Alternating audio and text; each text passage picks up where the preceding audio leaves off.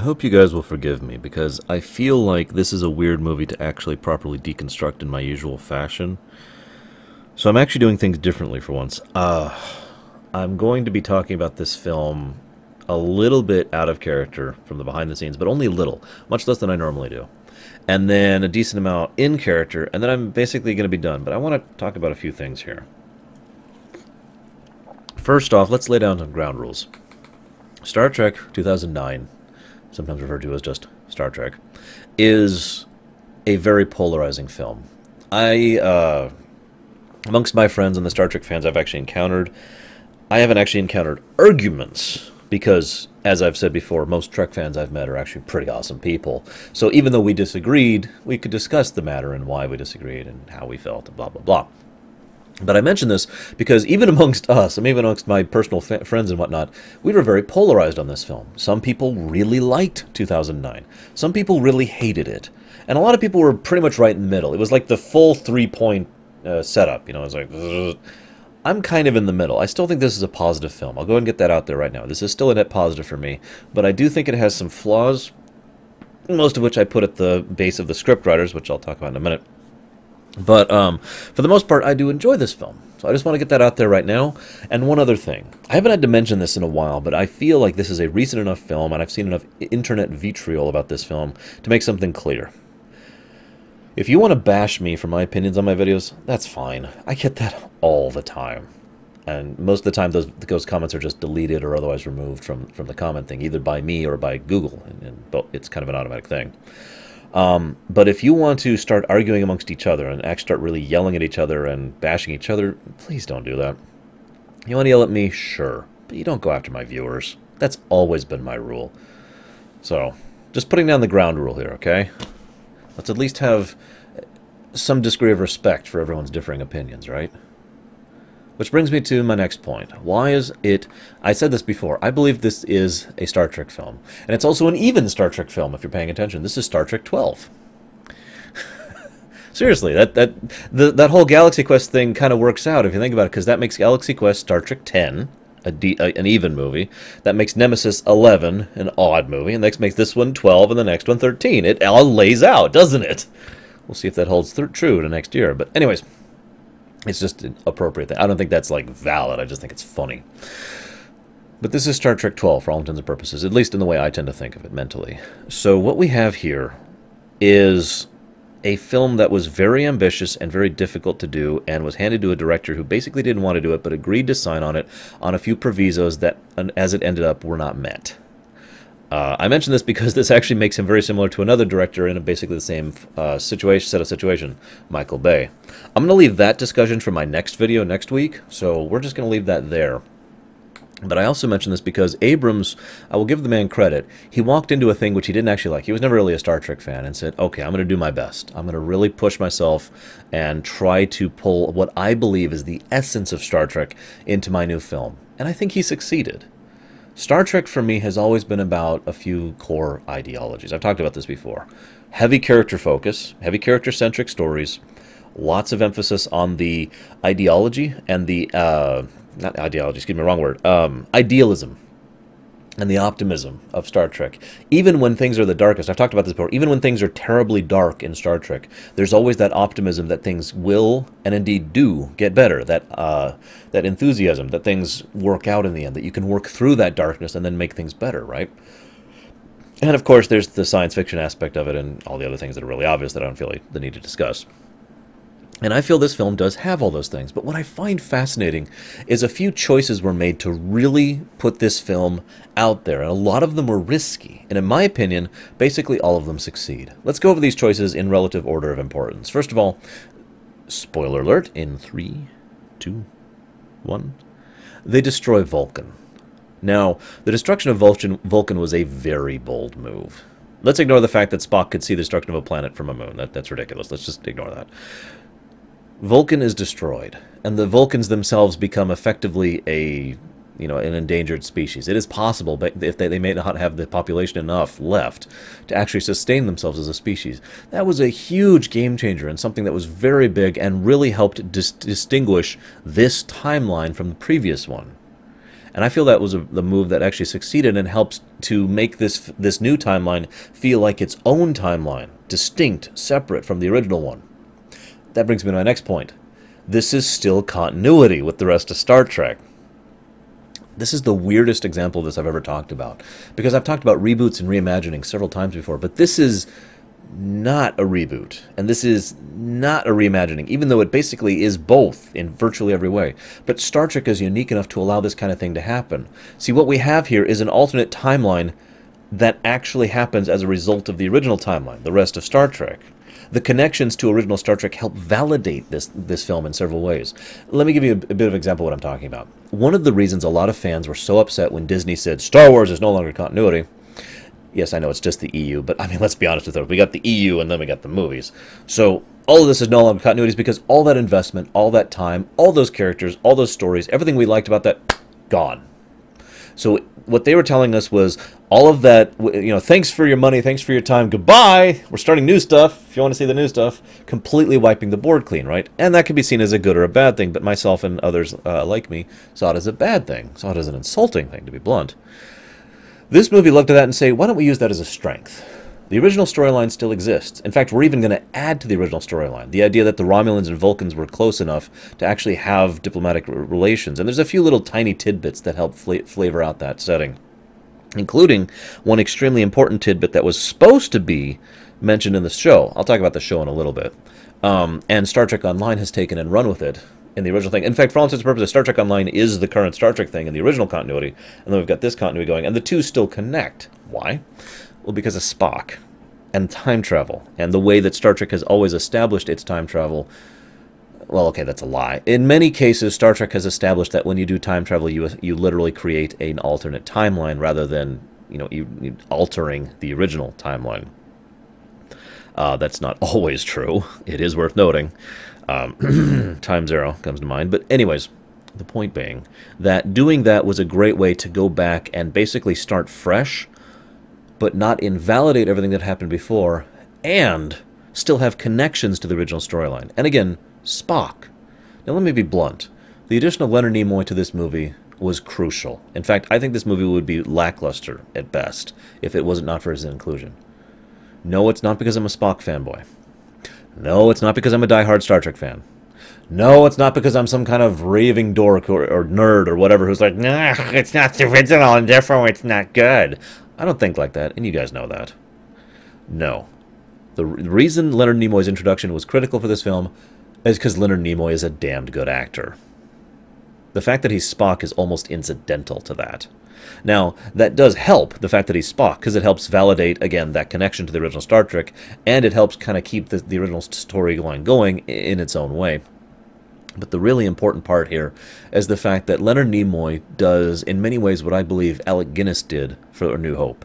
He adds a sense of gravity to the film, a sense of weight, a sense of... Okay, let me talk about what I mean here, because I feel this is worth talking about.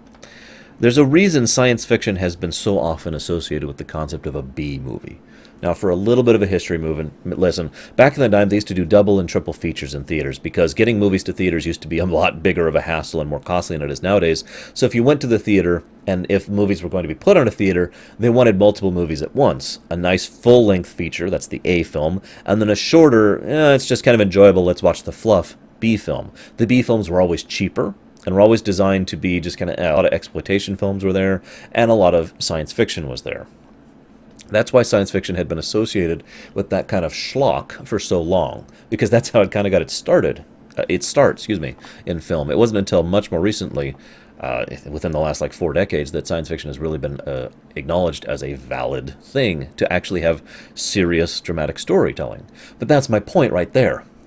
I've argued that Star Wars was the beginning of science fiction being really acknowledged as serious storytelling amongst the cinematic people, not us. A lot of us have thought about this some time, but amongst the actual people who make these films, it wasn't until Star Wars, again, this is just my opinion as a film geek, that they really started opening their eyes and saying, oh, we can actually do this kind of stuff. And of course, then there was the science fiction boom of the 80s that happened immediately after that. But I mention this because I've often felt that one of the biggest reasons for that wasn't just, I talked about Star Wars A New Hope and why it succeeded and all that fun stuff back then, but Alec Guinness really helped add that feel of gravity to the film. It's like this. If you had the same script of A New Hope, but it was portrayed by actors who weren't really putting their best on, and didn't have Alec Guinness there encouraging others to act seriously, to act as if this is a real, serious, I'm actually trying to be in character and do a serious drama film. So it was just kind of, oh, I don't know, you know, that kind of a thing. I think A New Hope would have flopped. It would have been just like any other B movie. In fact, it probably would have been like Flash Gordon, which is ironic for those of you who know why.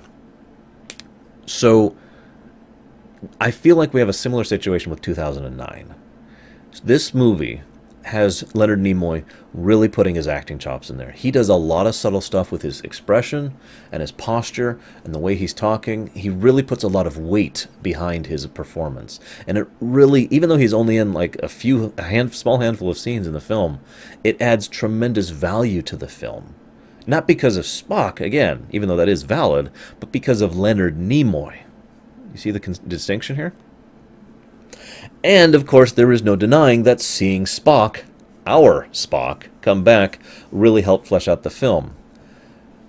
But I feel like there's another reason for that, other than, oh, it's Spock. And that is, this is Spock's film. More than any other of the films, really. This is the film all about Spock. Kirk is not the main character of this film at all. In fact, I would argue he's actually more of a tertiary character. I know, that's debatable. But Spock's story is integral and crucial and at the very heart of this entire thing. And it is literally Spock's story. We actually, ironically, see it presented in a way that's quite clever, if not for the fact that it was so obvious. What do we see when Spock is there as a child? We have two other Vulcan childs who, tease him, make fun of him, as was mentioned all the way back in Journey to Babel. And so they mock him, and he actually responds in a way that they weren't prepared for. He physically assaults them. You notice that they were just completely shocked by that attack. Nobody even knew how to deal with that attack. And that makes perfect sense, because to a Vulcan, that's not how you respond to those kind of allegations. Another Vulcan would have just with the same calm, detached assholery, been like, oh, well, your mother is blah, blah, blah, blah, But Spock's not a Vulcan. He is a half Vulcan, half human. So he retaliated with violence, which they didn't know how to deal with. What's the next thing we see with regards to Spock's character arc? He's being accepted in one of the most prestigious posts that is possible amongst the Vulcan Science Academy. He is going to be given this great offer, and the Vulcan in charge cannot help but make the comment that it is amazing he's accomplished so much, even though he's not a Vulcan. He doesn't say it that way, but that is effectively what he is saying. You're not a Vulcan, and therefore we are impressed that you have done this well. And he makes a point of pointing out to his mother, too. And this is why it's like obvious and subtle at the same time, because there's this great implication that's never actually stated, that Spock immediately turns down the offer. And they're all like, well, you're just being... And he's like, Spock's like, no. I'm turning down this offer, and I'm going to go to Starfleet. Why is he going to Starfleet? Amongst the Vulcans, he will always be that mongrel. It is only amongst other humans that Spock can be perceived as Vulcan, which is how he identifies. And yet, the arc that he goes through over the course of this film, which again is helped by old Spock, our Spock, is the fact that he comes to grips with the fact that he's not Vulcan. This is the same character arc that Spock went through when it came to the first 6 movies. I talked about this back then. It's just truncated quite a bit. He comes to the realization that it's okay to be the hybrid. It's okay to be himself. He may identify as primarily Vulcan, but it's okay to have feelings, to express them, to actually feel. There's this great scene where he's down there and he's just trying to deal with this, and his father comes down and talks to him. And I'm not going to summarize the whole scene, but the bottom line is, it's clear that what is tearing Spock up is not the fact that, his mother's dead, even though that's horrible. It's not the fact that he lost control, although that's part of it too. He's tearing up because he's like, I should be a Vulcan. Damn it, I should be in control of myself, and this is who I should be. And as his father talks to him, he comes to realize that there's nothing wrong with feeling, that there's nothing wrong with being angry, that there's nothing wrong with being himself. And he comes to that and that's when he regains his confidence and comes up and is actually willing to be like, okay, let's do this, and then helps and assists the plan in bringing Nero down. It's also great, the scene where Zachary Quinto, I can't know, he does a great job of acting as new Spock. I want to give the man huge props. I just can't remember his name. He meets Leonard Nimoy, old Spock. The two Spocks encounter each other. And it's actually a really, really great scene because what we see in old Spock is the man who already completed that journey. He already is comfortable with himself. He already knows he's the hybrid, and he's been okay with that for centuries. Then we have young Spock, who has to have that little bit of a push, because what we have is a unique logical paradox. Spock, who is at the very least part Vulcan, has to stay behind and take care of the Vulcan people, who are now an endangered species. But it's okay, because Spock doesn't have to do that now, because Spock will do it instead. You see how that works?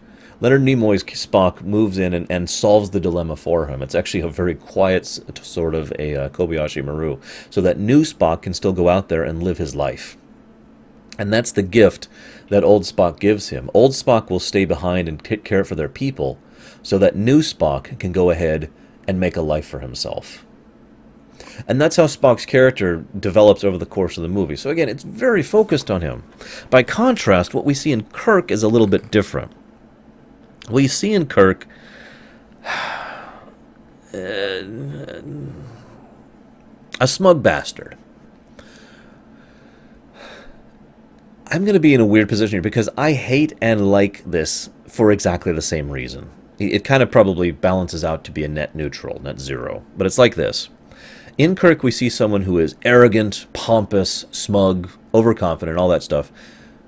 And yet the movie goes out of its way multiple times to show us that he is just as smart and capable as he thinks he is. That he is that good. This is an important distinction because the original Kirk we always saw, under Shatner, especially when he was at his best, was someone who was that good. He could think his way out of a situation. He could maneuver his way. He could rely on his wits or his cunning, flying by the seat of his pants kind of a situation. Wrath of Khan was a great example of this. We saw in the original Kirk someone who outmaneuvered and outcalculated and outbeat the genetic Superman, right? Now, granted, that he didn't do that alone, but that is important to make note of, because that's Kirk. He is confident, not arrogant. But the young Kirk is exactly what I just gave it away in my sentence. He's young.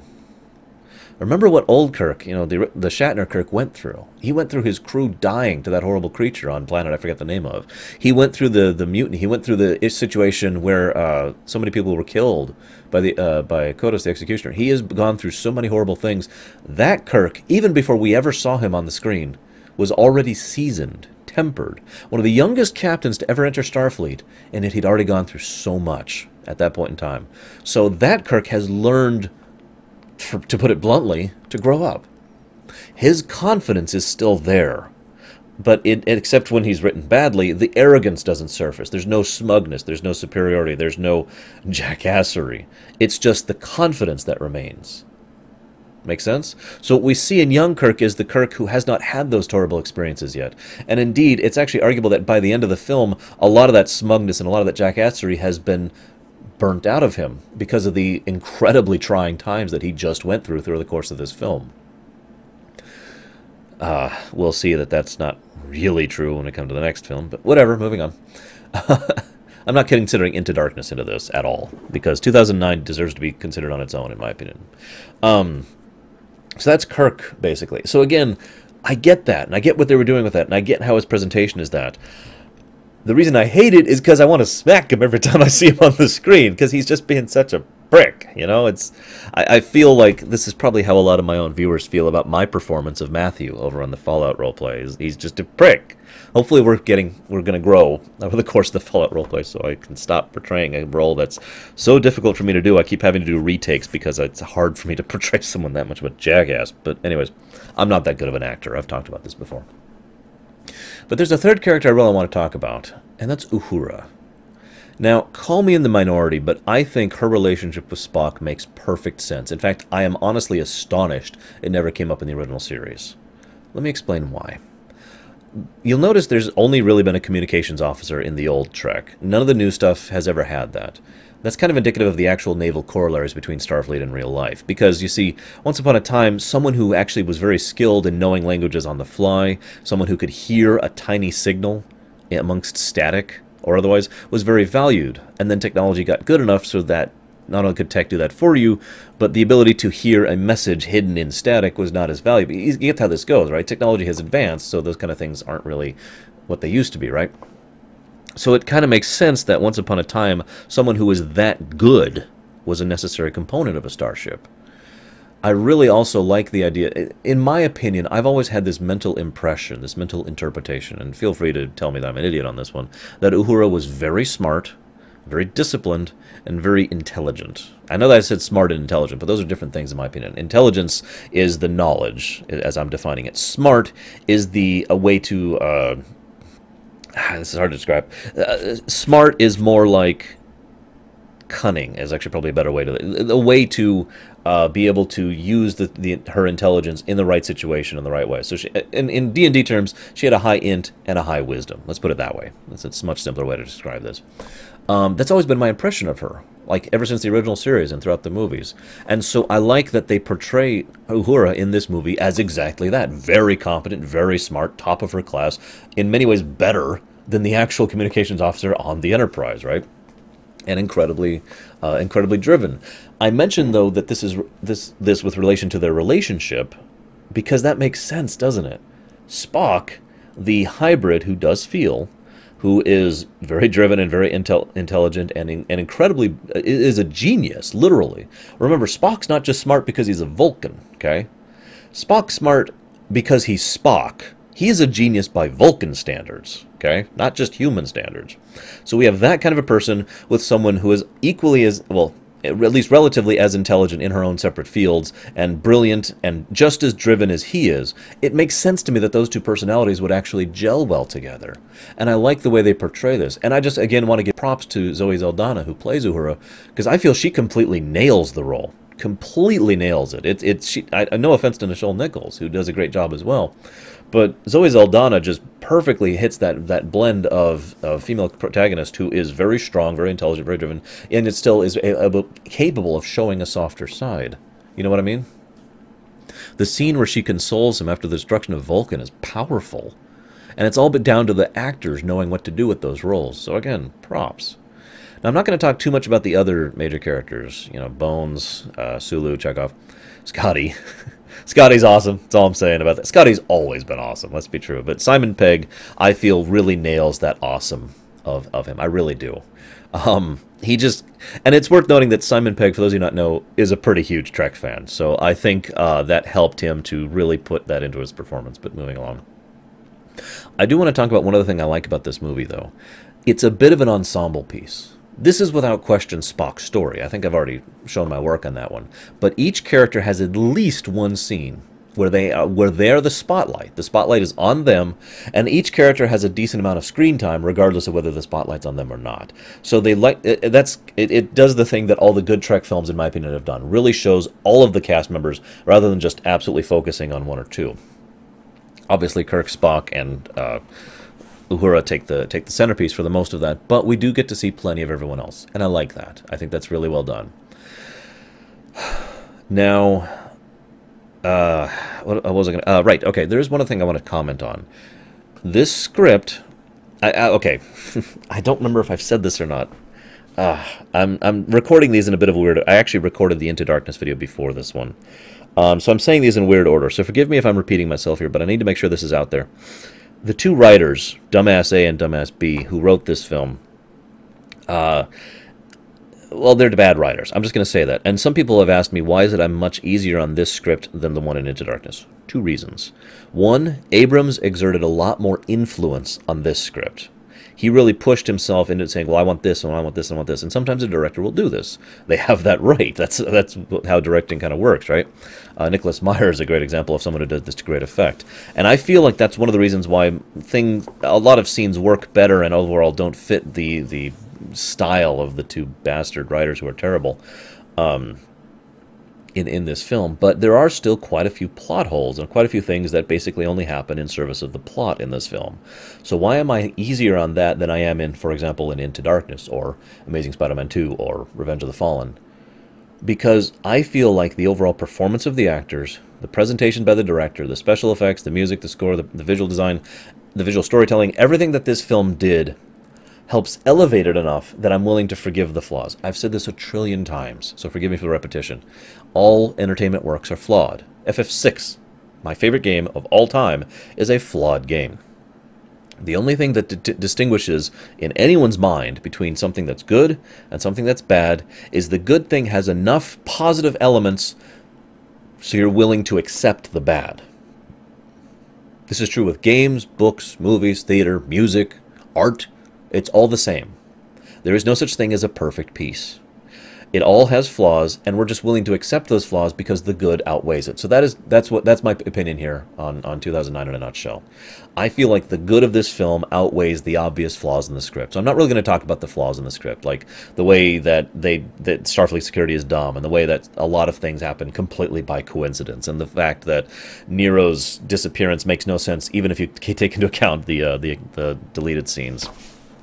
You know, I'm willing to accept that, because what we got was a movie that was really enjoyable for me. But I do want to talk about Nero really briefly, because I've noticed almost no one else has talked about him as a character. And it's obvious why. No offense to Bana. Erica Bana or Eric Bana? I can never remember what his name is. But anyways, no offense to the man, but with the exception of one scene, I don't really feel like he's a strong villain. I'm not going to say he's a dumb villain. We've seen dumb villains in Star Trek. We've seen quite a few, actually. But I feel like he's a very weak villain.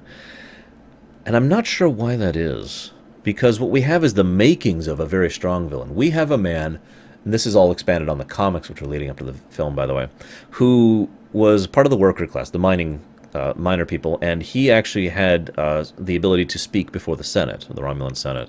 And he was fully on Spock's side. You know, we need to evacuate, we need to prepare for this horrible disaster that we know is coming, blah, blah, blah. And we need to deal with this, we need to deal with that. Oh, that's right, I need to talk about the supernova thing, too. And he put his faith in Spock. Spock insisted, let me go to the Vulcans, let me get this thing fixed, we will save your planet. And so he put all of his support into Spock, and then Spock went to the Vulcans, and the Vulcans were like, meh, screw those Romulan guys. I'm exaggerating, but that is effectively what they said. And so Spock was sent back, not in time to save Romulus, and then stopped the thing from destroying the entire galaxy. Again, I'll talk about the supernova thing in a minute. Because that does need to be explained. And so what we have is a man who put his faith, his trust in another man, and was betrayed in the worst way possible. Can you imagine what it would be like to watch Earth be destroyed? Because I can't. I know I can't. I would be picturing individuals, because I've talked about this before. This is the Mass Effect 2 thing all over again. You know, that speech Morden gave? I keep referencing this thing, because it's so true. It's the whole statistics versus individual thing again. It's hard for the human brain to wrap itself around the death of multiple billions. But it's easier for the human brain to wrap itself around the death of a few individuals. So what we have is Nero looking down and seeing his wife, his children, his friends, his family. They're gone. And there's no way to bring them back. And it's all because he put his faith in someone who failed him. He put all of his work, all of his effort into that, and he tried at the last second to try and salvage them and couldn't, because he recognized his own mistake. We have in that the making of someone who is driven to revenge past the point of obsession. Someone who could be practically not even a person anymore, just an embodiment of that horror. And then he's thrown in prison for like 20 years or however long it is. And that's not going to help that. He's sent to Ruhr Penthe, if you're thinking specifically.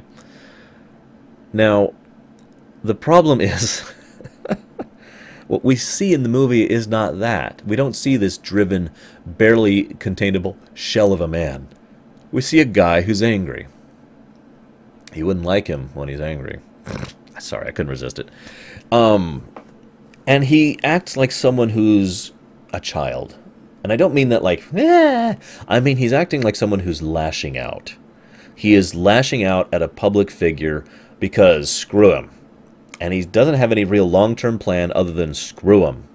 There is no exploration of his motivations. There's no real examination of him as a character. And this is why I see he feels very weak as opposed to an actual bad villain. Because he's just kind of there. And that's it. And I feel like that's a shame. I also want to comment on really quick that the Narada... writers have since bent over backwards to explain how the Narada is the doom ship that it is, despite being a mining vessel. But as weird as this sounds, the whole Borg thing, I don't think was actually necessary. Really. I feel that 200 plus years of technological advancement is sufficient enough that a mining ship, from the Romulans no less, so military power to begin with, so an armed mining ship could take on an entire fleet of cruisers from 200 years ago. I could totally buy that. Because, keep in mind, the Romulans at the point at which in the future have gone through 2 consecutive wars and have done a lot of research and development during those time. Or no, I guess actually the Romulans have only gone through 1 war, excuse me. So the Romulans specifically have only gone through 1 war. The point is, they have had a huge amount of technological advancement in that period of time, in addition to just being the natural passage of time. So I had no problem believing that a mining ship was a match for all these cruisers of the old Federation. I was totally with that. I also believed in the idea that it could eventually be brought down because, you know, it's crewed by a mining crew who probably have no idea how to use their ship tactically or strategically, but whatever. But that's, of course, explains away how the Klingons were able to capture them. Although it doesn't explain how the ship itself wasn't in Klingon hands the entire time, and why the Klingons aren't now doomed destroyers of doom, having 20 years to study the Narada. But whatever. Like I said, plot holes. There are plot holes. No matter if you have the deleted scene in, there's plot holes. If you leave it out, there's even worse plot holes, because then what we have with the deleted scenes gone is the Narada shows up, and yes, we will get Spock. And then 20 years pass, and then we will get Spock. It's not 20 years, it's a while. It's like 18 or something like that, but that's a long freaking time. Moving on. Just think about what you were like 20 years ago. That's a good way to put a perspective in how long of a time that is. Where was I 20 years ago? I was playing my SNES, actually. I'm still going to school, I think. Wasn't I? Yeah, I was still going to school. Doing college. Anyways, point being, getting back to the point. Let's talk about the supernova. Okay, first of all, supernovas don't work that way. Let's just get that out of the way. One of the things I've always liked was the original idea that they kept calling it a supernova because they had no idea what it was doing, what it was happening. There are hints enough, even in the movie, even ignoring the Countdown comic that I just referenced, there are enough hints just in the movie to explain that that's not a supernova. And I don't mean like that in the plot hole sense. I mean in the, that feels like foreshadowing sense. And it's no wonder, because that was one of the things that Abrams wanted to to go into in his first plot hook when he was going to do the first Star Trek show, right? He's referenced this a couple of times in interviews. And so, let me explain what it actually was. I'm going to just call it a nova for the sake of simplicity, because I don't know what else to call it. The Hobus Star, which you'll notice is not the Romulus star, explodes and destroys the Romulus system, and they have to stop it because otherwise it'll be a threat to the whole galaxy. These are the base facts we are given in the movie, regardless of all other ancillary materials, right? But those facts don't quite line up unless you realize that something was artificially done to the Hobus Star to make it explode in such a way that it would hit other systems and keep going. Now, what we've learned since then is the original idea was that someone had gone and affected the star to make it explode, and basically, as it expands, as the shockwave expands, it continues to absorb more of subspace and more of actual matter in order to fuel the continuing expansion. In other words, it would be actually more accurate to say that the Hobus Star doesn't explode at all. The Hobus Star is used as fuel for the actual explosion, which is what actually then it was going to destroy, at the very least, the quadrant, if not more of the entire galaxy. Hence the reason why it's a threat to the whole galaxy, because it was just going to keep expanding unless they used that red matter, this brand new doom material, in order to force the expansion of the shockwave to stop. Make sense? So that's what that was actually going to be. And it's funny that that's kind of hand-waved away like that, because it was done specifically because that is Abrams' style. He's really good at the build-up to the payoff. I'll talk about this in my next film, which I recorded like 2 hours ago. Or I guess it's been like 4 hours now. Jeez. Anyways, he's really good at that kind of thing. He lays a few pieces, and then he lets you figure out what you can from them. So it looks like it's a plot hole, but it actually isn't, because, again, he was doing that on purpose to lead up to something that never happened. Now, Star Trek Online then took that and ran with it and kind of continued the storyline there with the Hobus Star and what was going on with that. And we're going to have to live with that because that's basically how Star Trek has continued since we never got that show we were hoping for.